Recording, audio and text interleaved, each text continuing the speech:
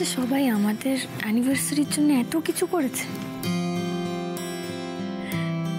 কিন্তু আমাদের অ্যানিভার্সারি তো পেরিয়ে গেছে। যাক যা গেছে তা যাক, যাক যা গেছে তা যাক। আমরা আজকে সেলিব্রেট করব।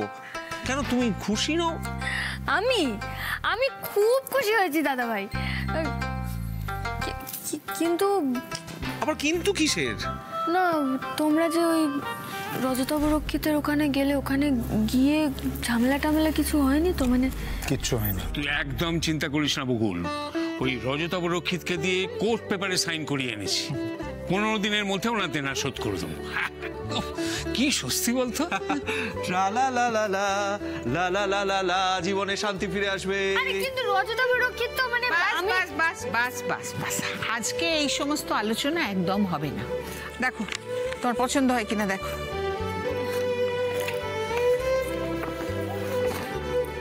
ভালো মা, এটা আমার খুব পছন্দ হয়েছে, থ্যাংক ইউ।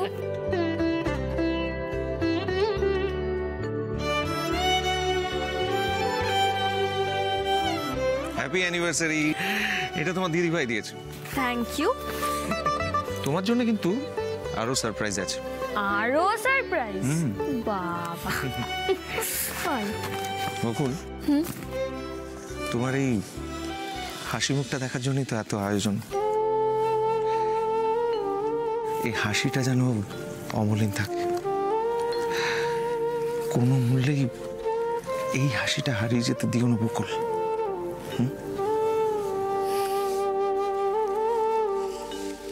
একদম এরকম মিষ্টি মেয়েকে শুধু হাসিই মানায়, বুঝলে?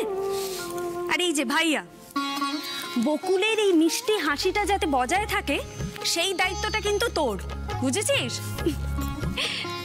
Happy anniversary. দুজনে খুব ভালো থাক, খুব মজা কর, আর প্রাণ ভরে আনন্দ কর। খুব ভালো থাক। থ্যাংক ইউ দিদি ভাই। মা, আজকে বকুলকে কি অপূর্ব লাগছে, তাই না? খুব সুন্দর লাগছে, একদম লক্ষ্মী ঠাকুরের মতো। লক্ষ্মী ঠাকুরের মতো? একদম লক্ষ্মী ঠাকুরের মতো। কি বলেছিলাম ছোট বৌদি? আজকে তোমাকে দেখে সবাই চমকে যাবে। মিললো তো? আরে বাবা, সাজের দায়িত্বটা কে নিয়েছে দেখতে হবে তো, বললে হবে। হ্যাঁ ছোটদা ভাই, তুই কিছু বল। কি বলবো? অবশ্য তুই প্রথমেই বলে দিয়েছিস, আর একদম ঠিক বলেছিস। ছোট বৌদির মতো এত সুন্দর মন না খুব কম মানুষের হয়, আর যার মন এত সুন্দর সে পৃথিবীর শ্রেষ্ঠ সুন্দরী। এসা চুপ করো না, আমার এবার লজ্জা করছে। শুনতে পাচ্ছেন না? লজ্জা করছে? না না, চলে যান, কোনো অশান্তি হতে দেবো না। না, যান যান যান যান যান যান যান যান। বলোটা কি তোর? কি আবার হবে? তুই যা, রেডি হ, দেরি করছিস কেন? যা। আমি তো ভুলেই গেছিলাম, দেরি হয়ে গেছে না? হ্যাঁ যাই বল। যা যা যা।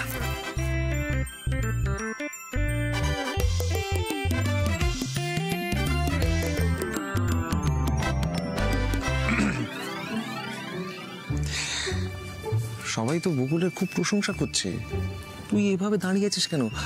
ওকে কেমন লাগছে বল।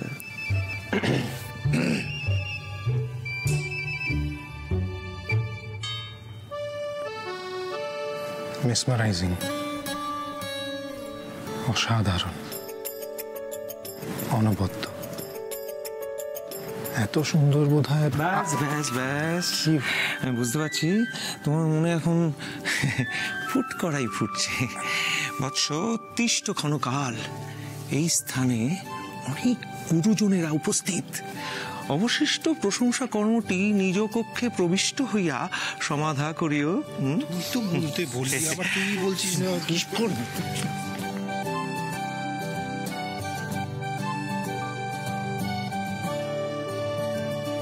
আজকে ঋষি বকুলের অ্যানিভার্সারি সেলিব্রেট করা হচ্ছে, সবাই কত খুশি। তুমি ঘরে বসে আছো, চলো না। কি হলোটা কি? তুমি যাও, আমি যাচ্ছি, যাও। সবাই আনন্দ করছে, তোমার অসুবিধাটা? আনন্দ আনন্দ করছে। সমর প্লিজ, আজকের দিনটা সিন ক্রিয়েট করবে না প্লিজ। এসো আমার সঙ্গে। বললাম তো, তুমি যাও, যাচ্ছি।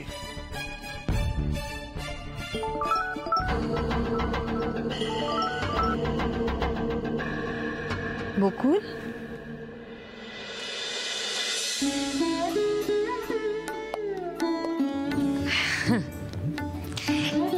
এটা তোর জন্য, আমার আর তোর কাকুমনির তরফ থেকে।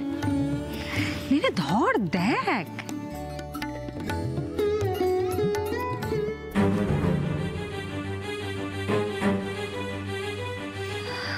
এটা আমার খুব প্রিয় একটা জিনিস।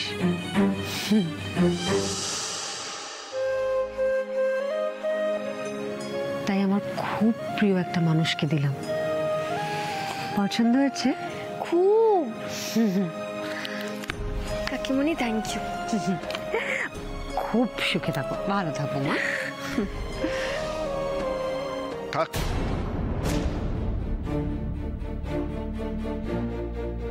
আমাকে প্রণাম করতে হবে না।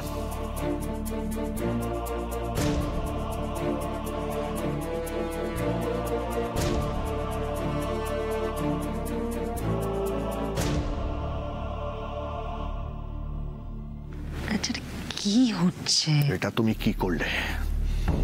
আমি এই দুলটা তোমাকে জন্মদিন আমি গিফট করেছিলাম, সেটা তুমি বকুলকে দিয়ে দিলে। শোনো না, আমাদের মেয়ের মতোই তো। থামো, মেয়ের মতন বলে আদিক্ষেতা করো না রাগিনী, অসহ্য লাগে আমার।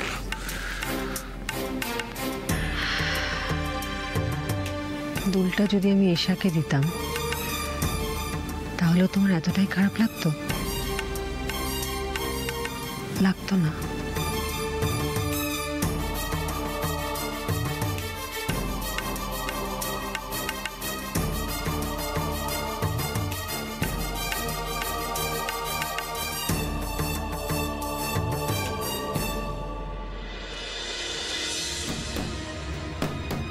Happy anniversary. Thank you. তোমাদের গিফটটা কিন্তু ডিউ রইলো, কেমন? আসলে হঠাৎ করেই সব অ্যারেঞ্জ করা হয়েছে তো, তাই বেরোনোর সুযোগই হয়নি। অসুবিধার কিছু নেই, অসুবিধার কিছু নেই। ওদের 25 বছরের ভরসা পূর্তিতে তোরা ফুর্তি করে বেশ ছোট্ট একটা মূর্তি দিয়ে দিস। দাদা ভাই, রোশনিদি, তুমি দাদা ভাইয়ের কথায় কিচ্ছু ভেবো না। আমি কিন্তু আমার অ্যানিভার্সারি গিফটটা তোমার কাছ থেকে অলরেডি পেয়ে গেছি। আমার কাছ থেকে? মানে? রোশনিদি, এই যে তুমি এখন সব সময় হাসি খুশি থাকো, আর শুধু তাই নয়, তুমি এখন সব সময় আমার সঙ্গে ভালোভাবে কথা বলো, এটা তো আমার কাছে একটা গিফটেরই মতো, তাই না? কি?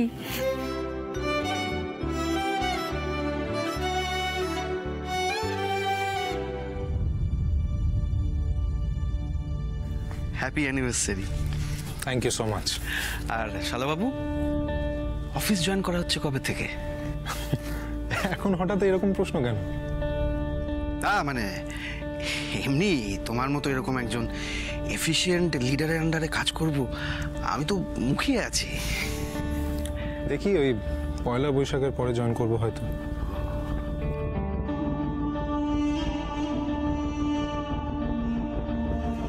বাবা,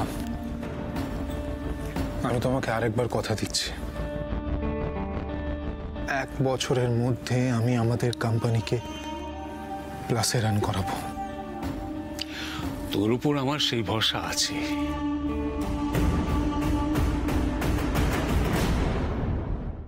বকুল, তোমার জন্য একটা বিশেষ চমক আছে।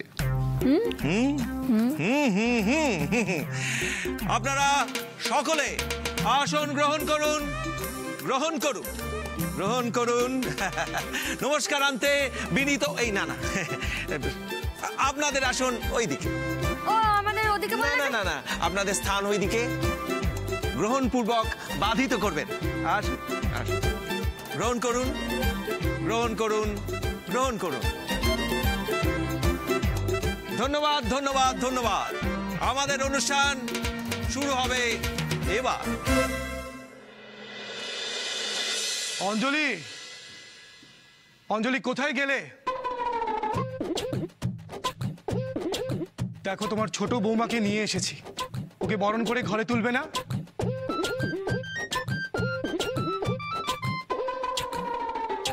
আমার ঋষির বউ কই? ওই তো।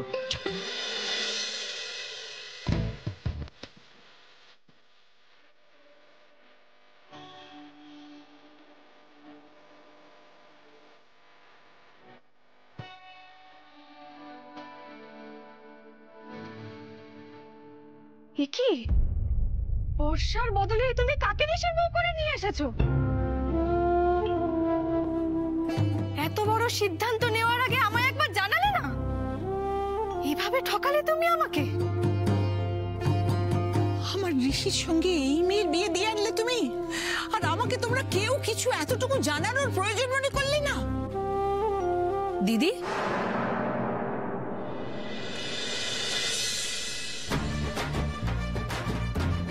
পৃথা মাসি, এই মেয়েটা ঋষির বউ?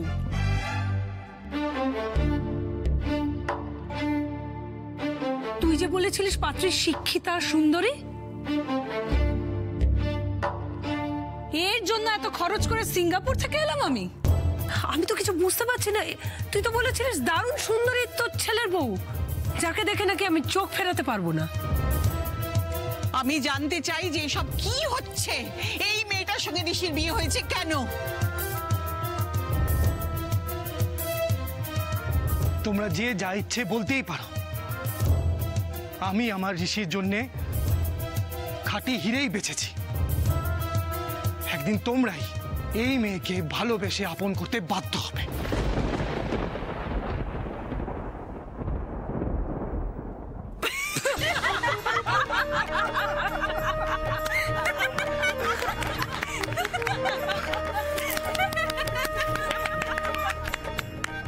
তুমি সেদিন ঠিক কথাই বলেছিলে গো। ঋষির জন্য তুমি খাঁটি হিরেই বেছে এনেছিলে।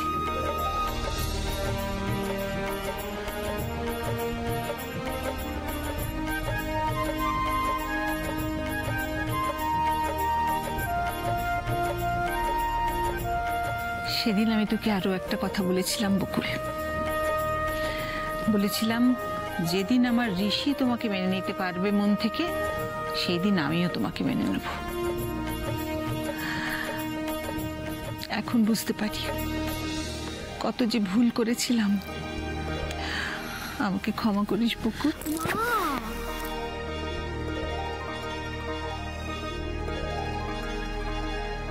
ভুল তো আমিও করেছিলাম দিদি।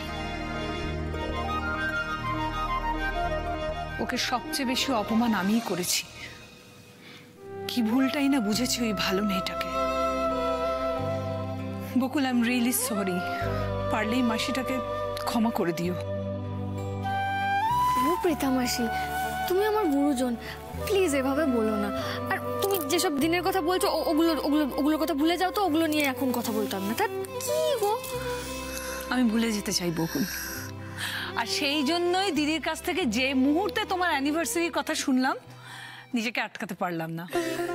দাদার কাছে না গিয়ে এরপর থেকে সোজা এখানে চলে এসেছি দুটো কারণে। এক, তোমার কাছে ক্ষমা চাইতে, আর দুই হলো তোমার একটা জিনিস আমার কাছে 1 বছর ধরে পড়ে আছে, সেটা ফেরত দিতে। আর সেটা যতক্ষণ না দিতে পারছি আমি শান্তি পাবো না।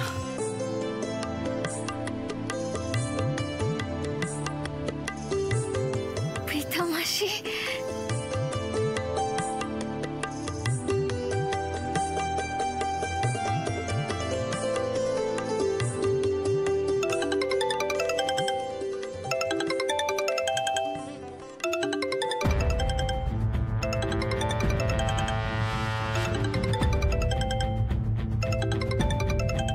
এটাই ঠিক সময়। সবাই বকুলকে নিয়ে বাড়াবাড়ি করতে ব্যস্ত। এই ফাঁকে কাজ দুটো সেরে ফেলি।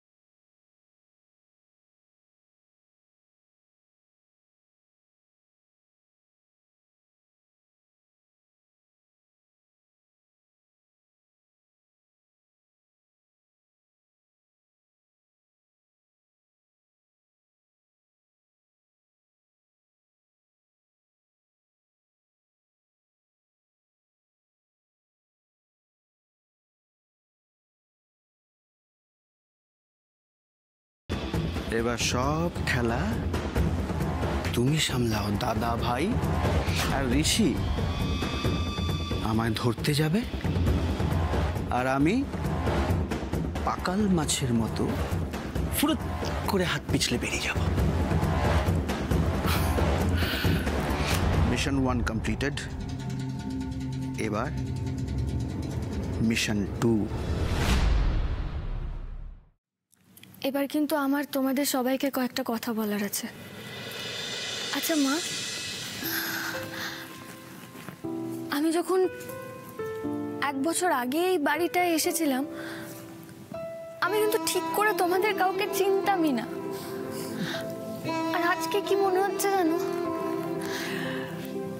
তোমরা সবাই আমার কত দিনের চেনা গো। মানে আমি না একটা জিনিস বুঝতে পেরেছি, মানে আমি এটা মানি যে এত সুন্দর শ্বশুর বাড়ি যদি কেউ পায়, তাহলে প্রত্যেকটা মেয়ে যে কোনো পরিবারে যে কোনো অবস্থায় নিজেকে মানিয়ে নিতে পারবে, তাই না?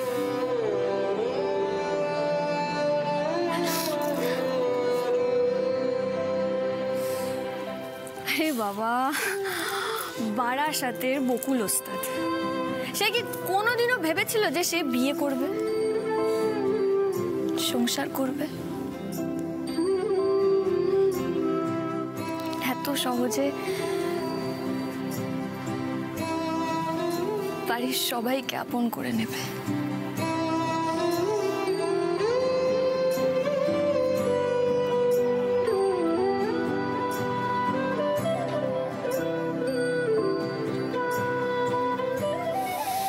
না চাইতেই ভগবান আমাকে অনেক কিছু দিয়েছেন,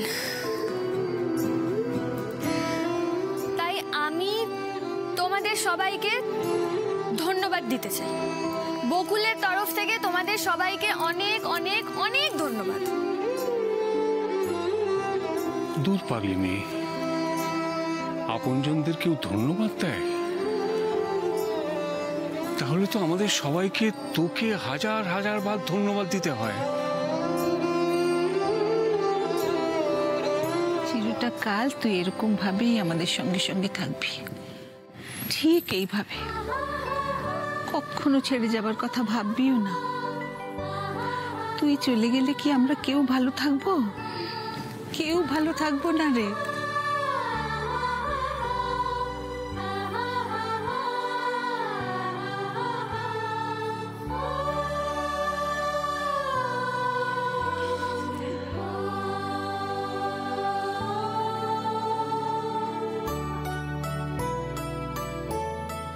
সরে যান, সরে যান, সরে যান, সরে যান, সরে যান, সরে যান, সরে যান, সরে যান, সরে যান।